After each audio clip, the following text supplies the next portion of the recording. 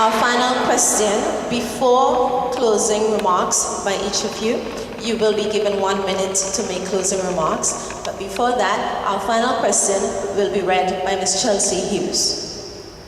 Mr. Harrigan, as students of the Albina Lake Hodge Comprehensive School, we have an assigned textbook for just about every subject.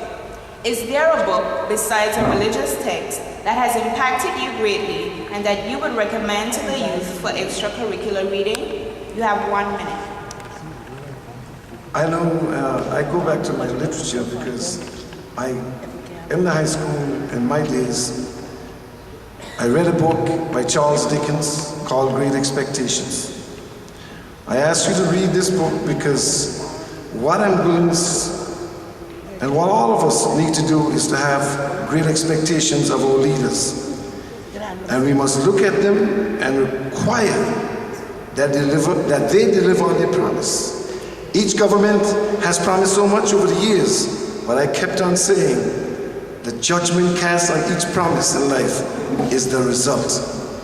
Read Great Expectations by Charles Dickens. Thank you. Ms. Webster?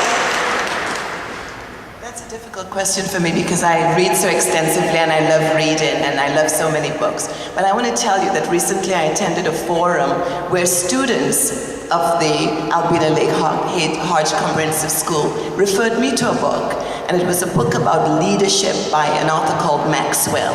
And I would urge every single young person to read that book. It has the secrets of really what distinguishes the people who succeed and the people who do not succeed. And I urge you to read it. I found it myself incredibly useful to me and very inspirational. But because it came from the students, I value it even more. And thank you very much. That is the one that I would choose. Maxwell's on Leadership. Thank you. Mr. Hodge? The book that struck me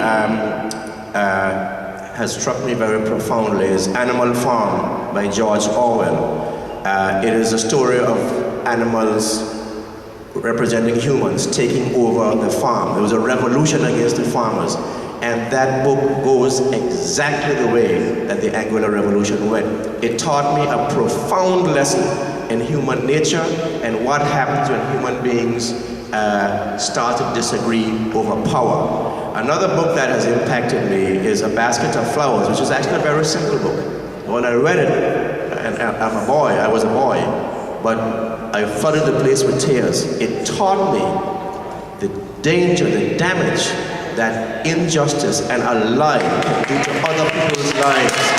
And I swore that I would never ever engage in any such practice and cause other people's lives to be damaged. Best to keep your mouth shut if you can't say anything good about someone. Thank you, Mr.